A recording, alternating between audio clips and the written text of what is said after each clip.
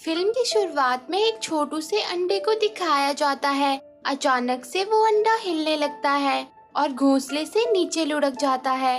तभी उसमें से दो प्यारे प्यारे पैर बाहर आते हैं और वो अपने शेल के साथ ही यहाँ वहाँ भागने लगता है। और फिर उसमें से एक प्यारा सा बर्ड बाहर निकलता है और उसका नाम सैम होता है। बेचारा सैम बिल्कुल अकेला होता है और वो इधर उधर अपनी मॉम को भी ढूंढता है, पर वहाँ पर तो कोई भी नहीं होता। फिर अचानक से वहाँ एक लेडी बग आ जाती है। वो देखती है कि सैम बिल्कुल अकेला है, तो वो बेचारी प्यारी सी लेडी बग सैम की देखभाल करने का डिसाइड करती है। अब कई दिन बीत जाते हैं और बेबी सैम भी बड़ा हो गया होता है, पर वो आज तक उस जगह से बाहर नहीं गया था जहाँ वो लेडी बग के साथ रहता था। इसलिए वो अब बाहर जाने से बहुत डरता था। पर लेडी बग चाहती थी कि सैम बाहर की दुनिया देखे और वो एक स्ट्रॉन्ग बर्ड बने, पर सैम वहाँ से बाहर आने की हिम्मत नहीं कर पाता था। दूसरी ओर एक और बर्ड्स के ग्रुप को दिखाया जाता है। वहाँ पर डेल्फ नाम की बर्ड दूसरे छोटे बर्ड्स को बेसिक चीजें सिखा रही होती है। फिर डेल्फ के डैड डेरियस को दिखाया जाता है।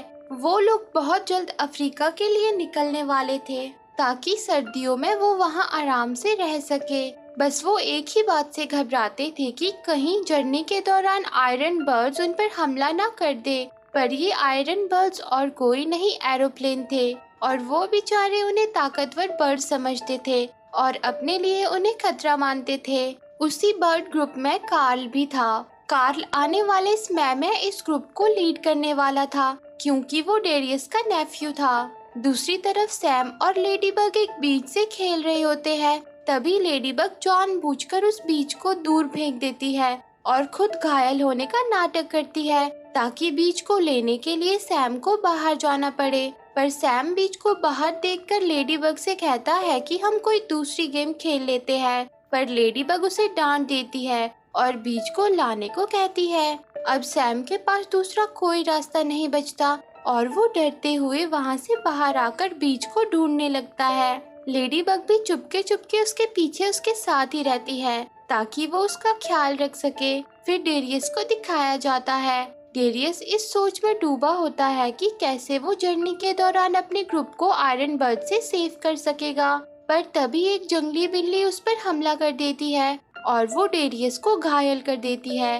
डेरियस घायल होने की वजह से उड़ नहीं पाता और भागते हुए आगे बढ़ता है, पर तभी उसके पीछे बहुत सारी जंगली बिल्लियां पड़ जाती है। किसी तरह डेरियस उनसे बचकर एक टूटे हुए घर में पहुंच जाता है। सैम भी वहां अपने बीज को ढूंढ रहा होता है, पर वो डेरियस की आवाज सुनकर घबरा जाता है और वहां से भागने लगता है। पर तभी डेरियस दर्द में उसे आवाज लगाता है। पहले तो सैम डेरियस को डर की वजह से इग्नोर करने लगता है, लेकिन डेरियस को दर्द में देखकर वो उसके पास आ जाता है और उसकी मदद करने लगता है। पर डेरियस ये बात समझ गया था कि अब उसका आखिरी समय आ गया है, इसलिए वो सैम को अपने परिवार और ग्रुप के बारे में बताता है। वो उसे बताता है कि तुम्हें कार्ल को बताना होगा कि इस बार तुम नए रास्ते से अफ्रीका जाना, और वो सैम को नए रास्ते की इन्फॉर्मेशन भी देता है।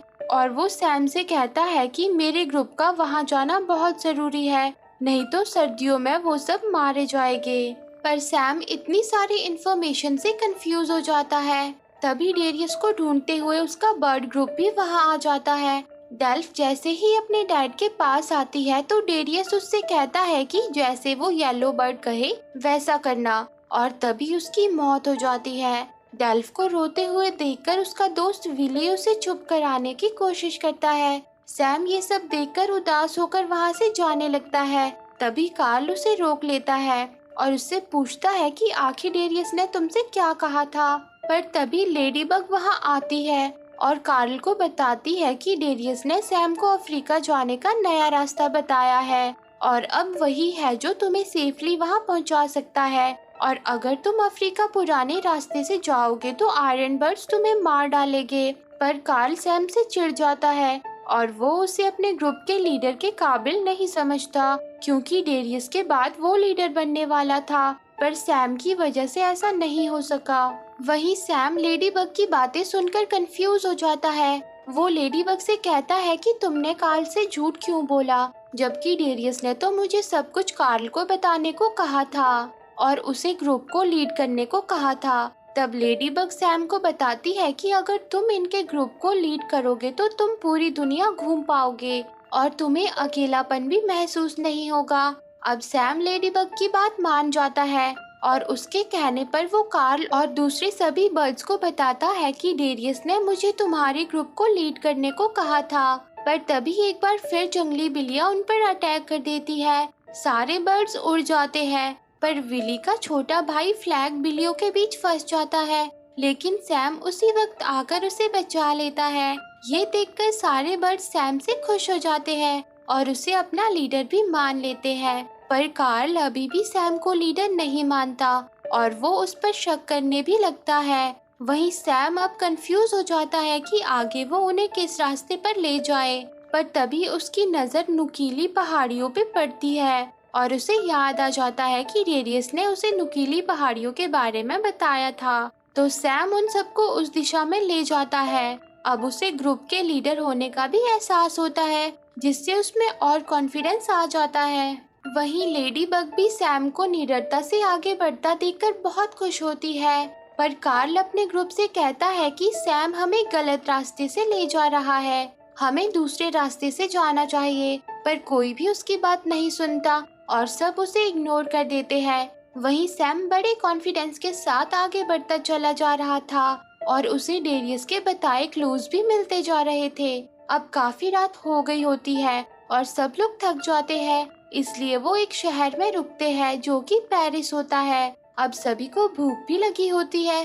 तभी सैम को खाना नजर आ जाता है और वो उसे लेने जाता है, पर उसी वक्त उस पर वहाँ रहने वाले बर्ड्स हमला कर देते हैं और उसे वहाँ से भगा देते हैं। सैम फिर से निराश हो जाता है, पर डेल्फ वहाँ आकर उसे इमोशनल कर देती है, जिसकी बातें सुनकर सैम आगे बढ़ने का डिसाइड करता है और वो अपने ग्रुप को लेकर आगे बढ़ जाता है। रास्ते में उन्हें और भी बहुत सारे बर्ड्स मिलते हैं, पर वो सब दूसरी दिशा में जा रहे होते हैं, जिन्हें देखकर सैम कंफ्यूज हो जाता है। कार्ल सैम को देखकर समझ जाता है कि उसे आगे का रास्ता मालूम नहीं है और वो सैम को सबको सच बताने को कहता है। पर तभी सब देखते हैं कि वो समुद्र के किनारे पहुंच चुके हैं और ये जगह स्पेन है। समुद्र पार करते ही वो लोग अफ्रीका पहुंच जाएंगे। इससे सभी बर्ड्स बहुत खुश हो जाते हैं, पर वो लोग ये बात नहीं जानते थे कि वो जगह तो नेदरलैंड होती है और वो लोग यूरोप में पहुंच गए थे। पर वो सब इस बात से बेखबर थे और आज रात वो वहीं रुकने का डिसाइड करते हैं। वहाँ एक प्यारा सा ऑल उनका वेलकम करता है।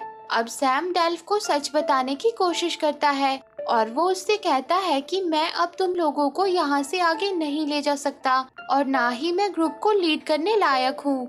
ये बात सुनकर डेल्फ सैम को फिर से मोटिवेट करती है और उससे कहती है कि जब हम अफ्रीका पहुँच जाएंगे तो वहाँ हमें मेरे डैड के दोस्त सैमोकुलो मिलेंगे, जिसके बाद तुम फ्री हो जाओगे और तब तुम अपने घर लौट जाना। फिर सैम उसकी बात मान जाता है। अब सैम सोचने लगता है कि आखिर वो उन सबको अफ्रीका कैसे ले जाएगा। तभी उसे वहाँ एक सील कपल मिलता है। सैम उनसे बात करता है, तब वो सैम को बताते हैं कि तुम गलत जगह आ गए हो। ये सुनकर सैम परेशान हो जाता है और उसे अपनी गलती का भी एहसास हो जाता है कि उसने अपने दुनिया घूमने के चक्कर में कैसे उन सब बर्ड्स को मुश्किल में डाल दिया है। वहीं कार्ल दो दोस्तों के साथ आसमान में उड़ रहा होता है कि तभी वहाँ एक एरोप्लेन आ जाता है। कार्ल और उसके दोस्त बड़ी मुश्किल से उससे बचते हैं। अब सैम सुबह उठता है और वो देखता है कि शिकारी उनके घोंसलों पर हमला कर रहे होते हैं। वो लोग किसी तरह वहाँ से बचकर निकल जाते हैं और सभी बर्ड्स समुद्र को पार करने के लिए आगे बढ़ने लगते हैं। तभी सैम उन्हें वहाँ से वापस मुड़ने को कहता है, पर कोई भी उसकी बात नहीं मानता और वो लोग आगे बढ़ते चले जाते हैं। पर आगे के रास्ते में उन्हें डार्क क्लाउड्स नजर आते हैं, पर वो सभी उसे पार करने का डिसाइड करते हैं और आगे बढ़ जाते हैं। पर अब सिचुएशन बहुत बिगड़ जाती है और जोर की हवाएं चलने लगती है और बारिश भी शुरू हो जाती है। तभी उन्हें एक टूटा हुआ जहाज नजर आता है और वो कुछ टाइम के लिए उसके अंदर छिप जाते हैं। पर तभी वहाँ कुछ और बर्ड्स भी आ जाते हैं। सैम और उसका ग्रुप उन बर्ड्स को शिकारी बर्ड समझ लेता है, पर उसी वक्त वो जहाज डूबने लगता है, इसलिए उन्हें वहाँ से बचकर बाहर आना पड़ता है। लेकिन कार्ल वहीं रह जाता है। तब सैम और विली उसकी मदद करते हैं और उसे वहाँ से निकाल लेते हैं। तभी वो लोग देखते हैं कि जिन बर्ड्स को वो खतरनाक समझ रहे थे वो भी उन्हीं की तरह नॉर्मल बर्ड्स थे और वो भी खुद को सेफ रखने के लिए वहाँ आए थे। ये देखकर सैम उनकी हेल्प करता है और अब सैम और उसका ग्रुप भी इस तूफान को पार कर लेता है। पर उसी वक्त जोर से ठंडी हवाएं चलने लगती है जो उन सबको ग्रीनलैंड में ले आती है। वहाँ पर बहुत ठंड होती है, सभी ठंड से कांपने लगते हैं और कार्ल सैम को इस सब का दोषी मानता है। अब सैम भी उन्हें इस हालत में देख नहीं पाता और सबको सारा सच बता देता है। ये सुनकर डेल्फ उससे नाराज हो जाती है, जिसे देखकर सैम निराश होकर वहाँ से जाने लगता है। पर तभी उसे लेडीबग का विजन आता है, जिसकी हेल्प से उसे वहाँ से निकलने का आइडिया मिल जाता है। अब सैम सबके पास वापस लौट आता है और उन्हें एरोप्लेन्स के पास ले जाता है और उन्हें बताता है कि ये कोई आयरन बर्ड्स नहीं है, ये तो एरोप्लेन्स है जिसमें बैठकर इंसान एक जगह से दूसरी जगह जाते हैं। पर कार्ल सभी को उसकी बात ना मानने को कहता है, पर सैम उन्हें भरोसा दिलाने के लिए खुद एरोप्लेन पर आकर बैठ जाता है, जिसे देखकर दूसरे बर्ड्स भी वहां आ जाते हैं। सैम उन सबको समझाता है कि हम किसी तरह एरोप्लेन के अंदर छिप जाएंगे और अपनी मंजिल तक पहुंच जाएंगे। सभी उसकी बात मान जाते हैं और वो एरोप्लेन्स भी अफ्रीका ही जा रहे होते हैं। तो इस बार सैम का डिसीजन सही होता है, पर कार्ल सैम की बात नहीं मानता और एरोप्लेन में जाने से मना कर देता है। तब सैम कार्ल को एक बॉक्स में भर के जबरदस्ती एरोप्लेन के अंदर ले आता है और एरोप्लेन उड़ जाता है। उसके काफी समय की उड़ान के बाद जब एरोप्लेन लैंड करता है तो सब खुद को अफ्रीका के जंगलों में पाते हैं और सारे बर्ड्स खुश हो जाते हैं। अब सैम डेल्फ से कहता है कि अब तुम्हें अंकल सैमोकूलो को ढूंढना होगा, पर वहाँ उसे पता चलता है कि इस नाम का वहाँ कोई बर्ड नहीं है। वो तो डेल्फ सैम को अपने साथ लाना चाहती थी, इसलिए उसने झूठ कहा था और सैमोकूलो वो हमारे प्यारे येलो बर्ड को ही कह रही थी। अब वो सब सैम को अपने ग्रुप का हिस्सा बनने को कहते हैं। सैम भी खुशी खुशी उनके साथ रहने लगता है और ये प्यारी सी मूवी यहीं पर एंड हो जाती है। तो दोस्तों, आपको ये मूवी कैसी लगी कमेंट करके जरूर बताना और रोज ऐसी ही प्यारी प्यारी मूवी देखने के लिए मेरे चैनल को जरूर सब्सक्राइब करना। जी हाँ, सही सुना, मैं आपके लिए रोज एक प्यारी सी मूवी को लेकर आऊंगी ताकि मेरे दोस्तों के साथ प्यार बना रहे। Thanks for watching.